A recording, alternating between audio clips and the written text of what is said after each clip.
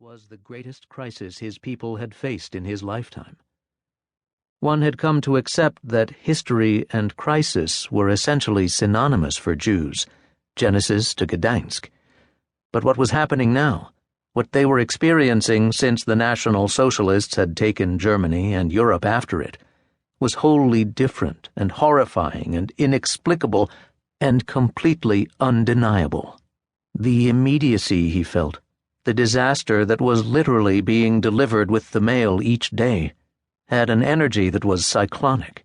The letters and memos and newspaper clippings from the Yiddish press rained down on his office, poured in from every Jewish agency. He'd read one of the letters, or an eyewitness account from the paper, and he'd feel a pang of helplessness and terror, a sensation of falling through space, accelerating toward some unknown, unknowable catastrophe. But then he'd close the paper, or put the letter in a drawer, and the feeling would pass. He'd make himself a cup of coffee. He'd go for a walk. And the panic dissipated, faded like a dream upon waking, and then he got on with his day. As a Jew in America in 1941, one could get on with the day. That was the difference between him and the poor souls writing these letters, an impossible, uncrossable distance. Then, one evening in June, far past midnight, the phone rang, the voice insisting he come to the synagogue at once, as fast as he could. The synagogue seemed taller, grander in a sickening way. There were screaming bright new levels. It reached higher above the park than it had before. Field, dazed, temporarily staggering through iterations of reality, wondered about the strange new heights of his temple. As it burned, it grew, these fire floors making it almost as big as some of the apartment buildings it shared 68th Street with. A bolt of black smoke rose up through the dome of the sanctuary. It mingled with the dark of the sky. It was morning, but not yet dawn. There was a blanketing scream of breaking glass as the dome crashed inward. It dropped down onto the sanctuary, and the influx of oxygen made for a burst of flame through the hole. The crowd, good God, yes, there were spectators, yelped at this and stepped away. Field, having yet to identify himself, to approach the authorities or announce his role at the temple, was just another one of the spectators.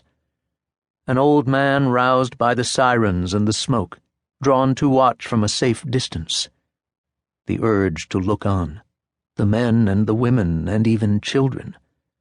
Watching was one of the purest expressions of human existence. It affirmed the presence of these people and the reality of the world they inhabited. Smoke stung Field's throat and nostrils, and he lifted a handkerchief to his face. There was steam in the air from all the spent hydrant water. He pushed his way through the crowd, the heat growing denser, the bodies he passed oblivious to his own, aware only of their place.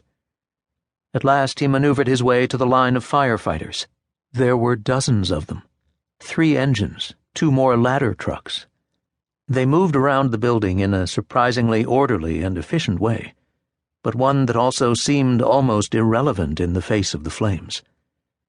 Field went down the perimeter until a large, wet hand took his shoulder and brought him to a halt. His badge, right about at Field's eye level, identified him as a fire marshal. He was an oak of a man with pink cheeks and pale hair matted and wet from water and sweat. "You can't go any closer," he said to Field. "I'm the rabbi here." "You're the head of this church?" he asked. "This temple, yes. What happened?" "It's too soon to tell anything for sure. Don't worry, there will be an investigation. The best way to help now is to let us work." He pointed up and down the street. "Right now we're trying to keep the whole damned block from burning down. You see that building next door? That's a residential building.